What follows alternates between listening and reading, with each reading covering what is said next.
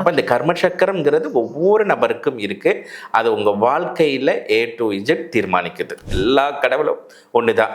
அந்த தனிப்பட்ட கடவுள் மேல உங்களுக்குள்ள ஒரு பக்தி இருக்கும்போது உங்களுடைய கர்ம சக்கரம் வந்து எப்பவுமே பாசிட்டிவா இருக்கும்.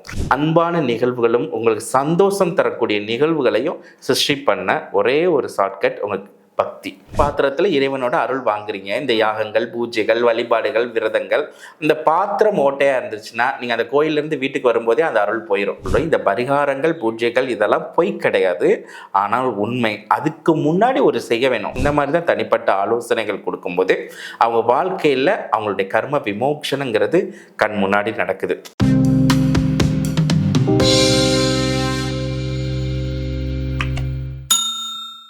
யோகம் யூடியூப் சேனல் நேர்கள் அனைவருக்கும் வணக்கம். ஆல்ரெடி நம்ம மதுரையில் நிறைய ஷூட்ஸ் பண்ணியாச்சு.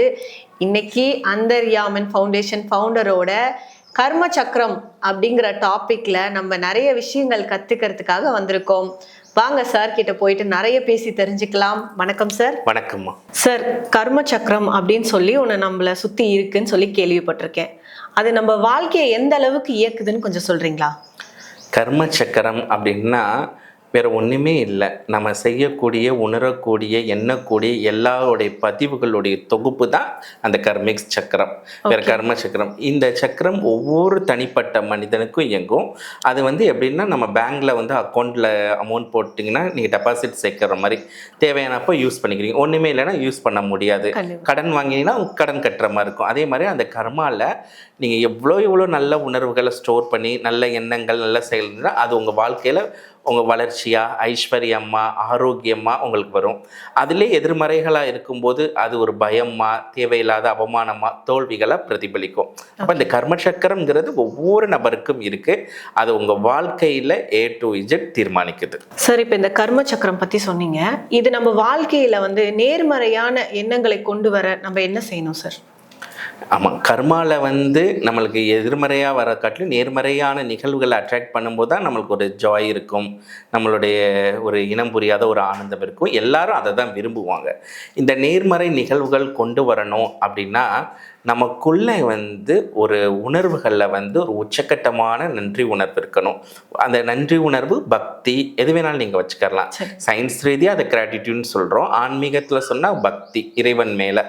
ஏன்னா இந்த இதயத்துக்குள்ள நல்ல ஃபீல் வரும்போது அங்கே கெட்ட ஃபீல் வராது, உணர்வுகள் வராது. அப்போ இறைவனுடைய அருள் வேணும், இறைவனுடைய பக்தி. நீங்கள் எந்த இறைவன் வேணாலும் கும்பிட்டுக்கோங்க, எல்லா கடவுளும் ஒன்று தான். அந்த தனிப்பட்ட கடவுள் மேலே உங்களுக்குள்ள ஒரு பக்தி இருக்கும்போது உங்களுடைய கர்ம சக்கரம் வந்து எப்பவுமே பாசிட்டிவா இருக்கும். அது நெகட்டிவா இயங்கக்கூடிய காலகட்டம் வந்தாலும் அந்த அளவுக்கு உங்களுடைய தொழில் ரீதியாவோ உடல் ரீதியாவோ பாதிப்பு தராது. அப்போ உங்களுக்கு நேர்மறை நிகழ்வுகள் வரணும்னா உங்களுக்குள்ள பக்தியில உயரணும். உங்களுக்குள்ள பக்தியை கிரியேட் பண்ணிக்கோங்க. எப்படி உங்களுக்கு கோபம் இருக்கோ, பொறாமை இருக்கோ, காதல் இருக்கோ, அன்பு இருக்கோ, அதே மாதிரி இறைவன் மேல வைக்கிற அன்பு தான் பக்தி இல்லையா? ஒரு தாய் குழந்தை மேலே அன்பு வச்சா அது பாசம், ஒரு காதலன் அன்பு மேலே வச்சா அது காதலி மேலே வச்சு வந்தால் அது காதல். அதே மாதிரி இறைவன் மேலே அந்த அன்பை கிரியேட் பண்ணுங்க. இறைவன் மேலே பக்தியில் உயரும்போது உங்களுக்கு நேர்மறை நிகழ்வுகள் நடக்க வேகமாக ஆரம்பிக்கும். ஸோ ஒரே ஒரு சுலபமான வழி தான். நீங்கள் பயிற்சி, தியானம், இந்த மாதிரி விஷுவலேஷன் அதெல்லாம் காட்டிலும் உங்களுடைய கடவுள் மேலே ஒரு உண்மையான பக்தியில் உள்ளே போக போக போக என்ன ஆகும்னா உங்கள் கர்ம சக்கரம் உங்களுக்கு என்ன தேவையோ, உங்கள் லைஃப்பில் இப்போ என்ன தேவை, அந்த பணம் அதை சிருஷ்டி பண்ணி கொடுக்கும். இல்லை உங்களுக்கு ஒரு வீடு வேணுமா, வீடு வாங்கக்கூடிய சூழல், உங்களுக்கு பேர் புகழ் வேணுமா, ஒரு ப்ரமோஷன், பேர் புகழ், நீங்கள் என்ன துறையில் இருக்கீங்களோ அந்த துறையில் நீங்கள் ஒரு கிங் ஆகணும், அந்த துறையில் நீங்கள் சாதிக்கணும். அது மூலமாக நிறைய புகழ், அது மூலமாக சந்தோஷங்கள், அந்த அன்பான நிகழ்வுகளும் உங்களுக்கு சந்தோஷம் தரக்கூடிய நிகழ்வுகளையும் சிருஷ்டி பண்ண ஒரே ஒரு ஷார்ட்கட் உங்களுக்கு பக்தி. உங்களுக்குள்ள அந்த பக்தி கொண்டிக்கோங்க. இறைவனோட அருள் வந்து நிறைய வர வர இது சரியாயிடும். ரொம்ப அருமையாக சொன்னீங்க சார். சரி, இப்போ இறைவனுடைய அருள் நம்ம வாழ்க்கையில வந்து ஒரு வெள்ளம் போல வரணும் அப்படின்னு சொன்னா அதுக்கு நம்ம என்ன சார் பண்ணலாம்? இந்த இறைவனோட அருள் வந்து நம்ம லைஃப்பில் A to Z இருக்குது. ஒவ்வொரு நம்ம இழுத்த மூச்சை மறுபடியும் வெளியே விடனா கூட அவரோட அனுகிரகம். அதான் அருளின்றி உலகம் எதுவுமே கிடையாது. அவரோட அருளால் தான் எல்லாமே நடக்குது. அப்போ அந்த அருள் நம்மளுக்கு தினமும் கிடச்சிக்கிட்டே இருக்குது. இல்லைன்னு நம்ம யாருமே சொல்ல முடியாது. ஏன்னா இன்னைக்கு தூங்கி எந்திரிக்கிறாலே அவர் அருள் தான். நம்மளுக்கு எதிர்பார்க்காத ஒரு வீடு கிடைக்கலாம். ஆனால் இன்னைக்கு ஒரு வீட்டில் வாழ்கிறோம் இல்லையா, அது ரெண்டட் வீடுனா கூட அது அவருடைய அருள். அந்த அருள்னா கூட அந்த வீடு கூட நம்ம வாழ முடியாது. அப்ப அந்த அருள்ங்கிறது இம்பார்ட்டன்ட். இந்த அருள் வந்து பிரம்மாண்டமா வெள்ளம் போல வரும்போது நம்ம லைஃப் எப்படி இருக்கும்னா ரொம்ப சூப்பரா இருக்கும். ஏன்னா அந்த கர்ம சக்கரம்ங்கிறதே வந்து நம்மளுக்கு பாசிட்டிவா சுழல ஆரம்பிக்கும். உங்க லைஃப்ல இப்போ ஏதோ ஒரு பிரச்சனை இருக்கு, அந்த பிரச்சனைனால ஏதோ ஒரு விதத்துல துயரத்துல இருக்கீங்க, ஏதோ ஒரு துக்கம், ஏதோ மனசை டிஸ்டர்ப் பண்ணுது. இந்த இடத்துல அப்ப என்ன, இறைவனோட கிரேஸ் வந்து கம்மியா இருக்கு. அந்த அருள் வந்துருச்சுன்னா அந்த துக்கம் ஆனந்தமா மாறிடும். எது வந்து உங்களுக்கு டிஸ்டர்பன்ஸ் இருக்கோ அது வந்து உங்களுக்கு டிஸ்டர்பன்ஸ் ஆகாது. அப்போ அருள் அங்கே கம்மியாக இருக்குன்னு தானே அர்த்தம். இப்போ இந்த அருள் பிரம்மாண்டமாக வரணும்னு கேட்டீங்க. அப்போ பிரம்மாண்டமாக வரணும்னா உங்களுக்குள்ள என்ன இருக்குன்னு இருக்கிறதெல்லாம் பிரம்மாண்டமாக பார்க்கணும். அவ்வளோதான். இப்போ உங்கள் லைஃப்பில் அதே ஒரே ஒரு கண்ணோட்டம் தான். இப்போ எல்லாமே உங்களுக்கு இறைவன் கொடுத்த ஒரு கிஃப்டாக பார்க்கக்கூடிய ஒரு மனோநிலை. அவ்வளோதான். இதை வந்து நம்ம அழகாக சொல்லணும் அப்படின்னு பார்த்தீங்கன்னா, உங்களுக்கு வந்து இன்னைக்கு வந்து ஒருவேளை சாப்பாட்டுக்கு தான் ஒர்க் இருக்குது, அந்த அளவுக்கு தான் வருமானம் இருக்குன்னா இதுவே பிரம்மாண்டம் கருணைன்னு பார்க்கணும். அவ்வளோதான். அதை வந்து அழகாக சொல்லணும்னா சரணாகதி அடைஞ்சிடணும். இந்த சரணாகதிங்கிறது வந்துன்னா உங்களை வந்து கடவுள்கிட்ட அப்படியே முழுமையாக கொடுக்கறது தான் சரணாகதி. அப்போ அந்த சரணாகதி அடைஞ்சோம்னா நம்மளுடைய கண்ணோட்டம் எப்படி இருக்கும்னா எல்லாமே நம்மளுக்கு பெருசாக பார்க்கக்கூடிய ஒரு அபிப்பிராயம். இது வந்து ஒரு ஞானம் தான். இதுக்கு நீங்கள் பயிற்சி, ஒரு பூஜையோ எதுவுமே கிடையாது. உங்களுடைய கண்ணோட்டங்களில் மாற்ற போகிறீங்க. அவ்வளோதான். எனக்கு இதுவே அதிகம்தான். இப்போ ஒரு வேலைக்கு ஜாயின் பண்ணுறீங்க, ஒரு வேலை புதுசாக ஒரு ப்ராஜெக்ட் பண்ணுறீங்க, அதில் உங்களுக்கு ஒரு கம்மியான அமௌண்ட்டாக இருந்தால் கூட அது பிரம்மாண்டமான அமௌண்ட்டாக நீங்கள் பார்க்கணும். எல்லாமே இறைவனோட பிரம்மாண்டம்னு பார்த்தீங்கன்னா உங்களுடைய அருள் பிரம்மாண்டமாக வர ஆரம்பிக்கும். ஏன்னா நம்ம ஒரு இறைவன் மேலே ஒரு பக்தியாக இருக்கும்போது எல்லாமே அவரோட கருணையாக பார்க்கும்போது எல்லாமே யோசிக்கிற விதங்கள் கூட மாறும். அப்போ எல்லாமே பிரம்மாண்டமாக யோசிச்சிங்கன்னா பிரம்மாண்டமான வெள்ளம் போல் அருள் வந்துடும். அவ்வளோதான் சார்.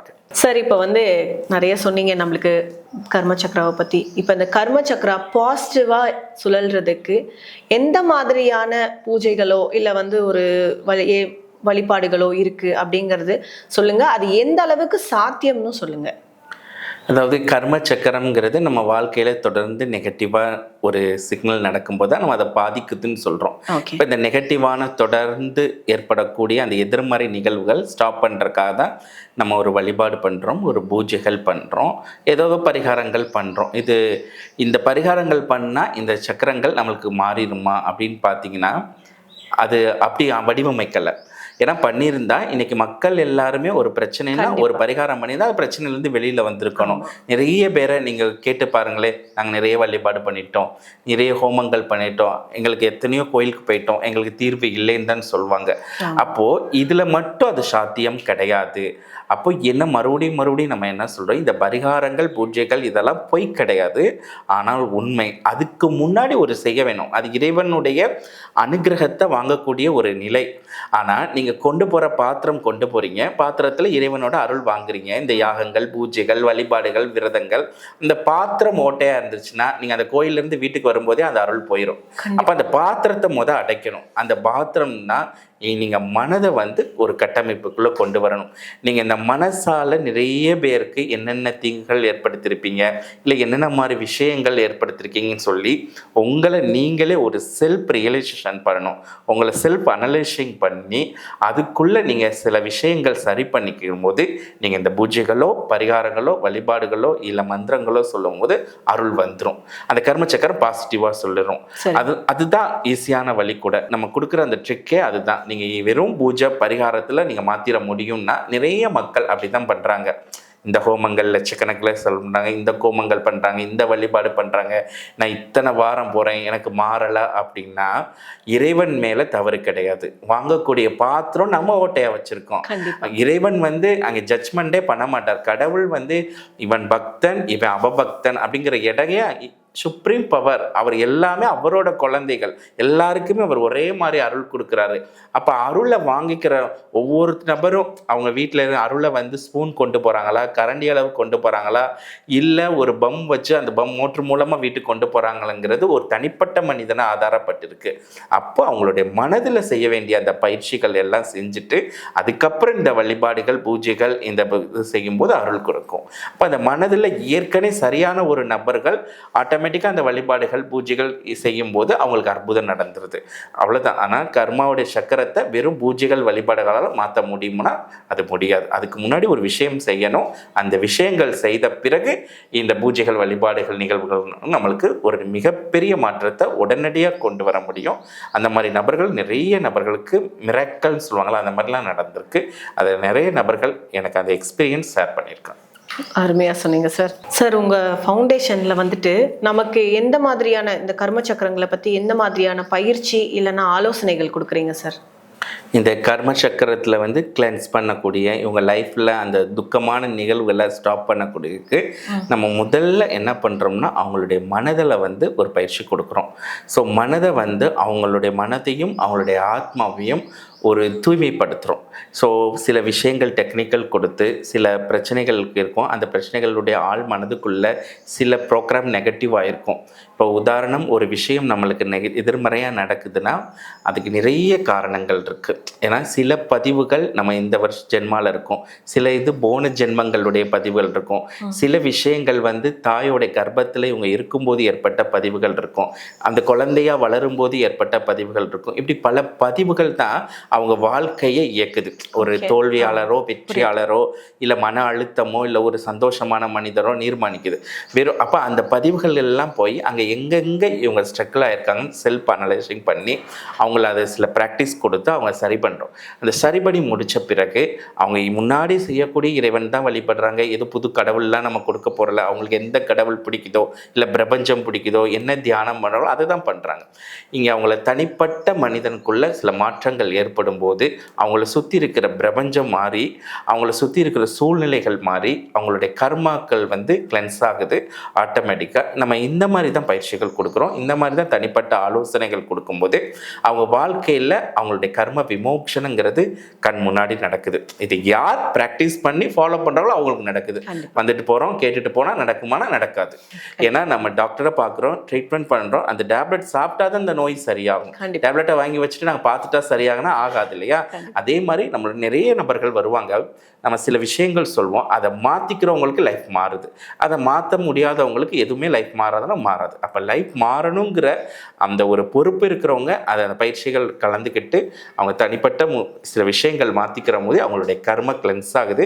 அவங்களுடைய அந்த கர்ம சக்கரம் வந்து பாசிட்டிவாக சொல்லக்கூடிய அந்த ரகசியங்களை நம்ம சொல்லிக் கொடுக்கும்போது அவங்க லைஃப்பில் இதே பூலோகம் இதே உலகம் இதே உலகத்தில் முன்னாடி வாழ்ந்த அதே கணவர் தான், அதே மனைவி தான், அதே ஒரு அட்மாஸ்பியர், ஆனால் இவங்களுக்கு அதே அட்மாஸ்பியர் வேறு விதமாக இருக்கும். அந்தளவுக்கு ஒரு ஆனந்தமான ஒரு வாழ்க்கையை நோக்கி நம்ம அந்தர்யாமின் ஃபவுண்டேஷன் கூட்டிகிட்டு போகிறோம். நேர்களே, இப்போ வந்து நம்ம கர்ம சக்கராவை பற்றி நம்ம சார் நிறைய நம்மளுக்கு தெளிவான பதிவுகள் நிறைய கொடுத்தாரு. நிறைய நம்ம இதில் கற்றுக்கிட்டோம். நம்ம வந்து எப்படி வந்து கடவுள்கிட்டே போய் அவர்கிட்ட அருள் வாங்கிட்டு வந்தாலும் அதை நம்மளுக்குள்ளேயே வச்சுக்கிறது எப்படி, அதனால பயன்பெறுவது எப்படின்னு சொல்லி தெரிஞ்சுக்கிட்டோம். இன்னும் மேலும் விவரங்கள் உங்களுக்கு வேணும் அப்படின்னு நினச்சிங்கன்னா கீழே இருக்க நம்பரை கான்டாக்ட் பண்ணி இன்னும் முழு விவரங்கள் தெரிஞ்சுக்கோங்க. வாழ்க்கையில் எல்லாரும் சந்தோஷமா இருக்கணும்னு நினைக்கிறேன். ரொம்ப நன்றி. நன்றி சார். நன்றி.